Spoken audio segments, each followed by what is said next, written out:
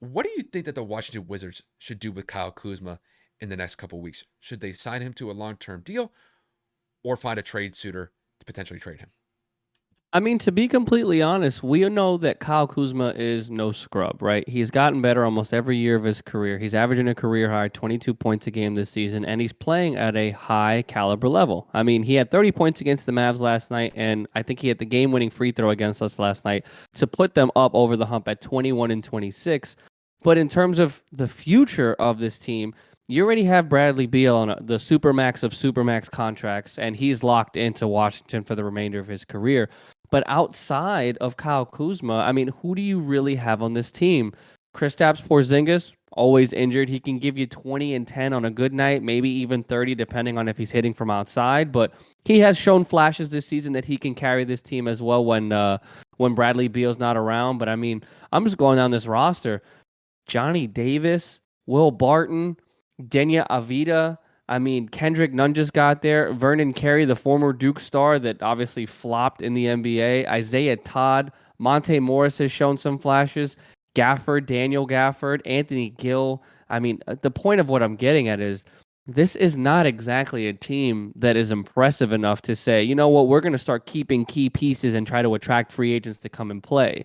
Bradley Beal is the team right now. Bradley Beal is the superstar. He is the guy that you attract and say, "Hey, we have Bradley. Come play with us." You don't you don't pay Kyle Kuzma and say, "Yeah, we have Bradley Beal and Kyle Kuzma." Like that, nobody gives a shit about Kuz. No disrespect, but he's not at that level where he's going to attract a free agent. And for you to commit to him long term, when he is, like I said, playing at a career high type of level, I would leverage him in a big package deal and try to acquire another piece to play alongside Bradley, as opposed to giving Kuz. I said Kuz. I don't know why I said that. Trying to give Kuz a 3, 4, 5 year maximum contract or just extension in general, to me, it just doesn't make sense. Washington has had enough problems over the course of the last few years in trading away John Wall, getting Russell Westbrook, trading Russell Westbrook after Russell and Bradley went on an incredible playoff run, or should I say an incredible regular season run to get themselves into the playoffs. And then you're sitting there and you just have Bradley Beal now. You go and you trade for Kristaps Porzingis last year after trading away Spencer Dinwiddie and Davis Bertans. But Porzingis has an injury history. You're paying him $33, $34 million this season. Is he the number two to Bradley's number one? I don't know. I really don't understand what Washington is really looking for, what they're really focusing on in terms of free agents or the future of the team, should I say. I think they need to capitalize, package Kuz with a couple of other pieces, and go and get yourself a number two. Washington is obviously only 5 games under 500. They still have a whole lot of the season left to go. They can make a push for a playoff spot, if not a play-in tournament spot at least. And I don't think that giving Kuz an extension should be their first priority right now. I think it really depends on what sort of trade package they can get in return for Kuzma. And I will say, when it comes to Kuzma and this year specifically, like you said, he's having a pretty solid year. I think in this year particularly, he's averaging a career high in points.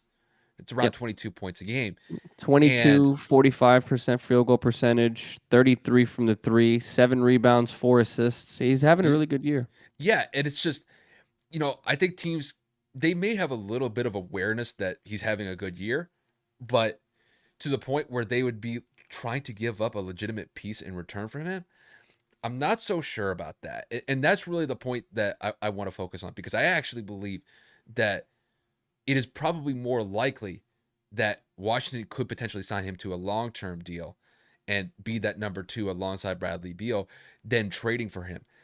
And I think for me, it's just that I have this sense that Washington is not going to get a definitive number two to go alongside Bradley Beal in a trade with Kuzma. Now, like I said, I think Kuzma's having a great year, but it's like you have to look at the trade packages that they'd be getting in return for him. I mean, if you're getting a guy that's averaging 22 points, I mean, what is that going to get you? I mean, I don't really know off the top of my head, really any sort of teams that'd be willing to make a trade for Kuzma at this point, albeit despite the fact that he's having a good year this year. It's just, Kuzma's always been involved in these trade rumors basically since he left LA. And I will say that despite all those trade rumors, he's going out there and playing at a high level. But I think one thing that I have to focus on is, the Wizards already traded Hachimura. And I think it was because Hachimura and the Wizards, they just couldn't get to a point where they could agree to a long-term deal now that his rookie deal is basically coming to an end. And I think when it comes to Kyle Kuzma, I think because Hachimura is gone since they traded him, I think the Wizards are going to probably make it a higher priority to get him signed to a long-term deal now that Hachimura is out of the way. And I think with Kuz being open to the idea of it, there's been reports saying that he's open to the idea of sticking with the Wizards for the next couple of years. I think the Wizards can go out there and offer him a pretty decent contract that could give him that long-term extension that he's looking for. And I will say, even if he were traded to whoever, there's no guarantee that that team would be willing to give him a long-term extension. And it could be a scenario where he just moves around from team to team. And maybe that's not something that he's looking for. Maybe he is looking for that long-term deal, and maybe Washington right now would be the only team willing to give him that. So it's very interesting with Kyle Kuzma because I think he's a relatively good player, but he's always somebody involved in trade rumors. And if he's not traded in this upcoming trade deadline, I think more than likely, I think Washington will pave the way, and I think Kuzma's representation will pave the way as well to try to get some sort of long-term deal worked out where he could stay with Washington for potentially the next 4 to 5 years to go alongside Bradley Beal. And we'll just kind of see where it goes from there. But if I had to guess, for me personally, I think Washington is going to go the long-term route with him instead of trading him. The only way he gets traded is that they have to get a massive trade deal back in return for him. And I just don't think that Kyle Kuzma is up to that status where they could pull a legitimate number two to go alongside Bradley. That's just how I see it.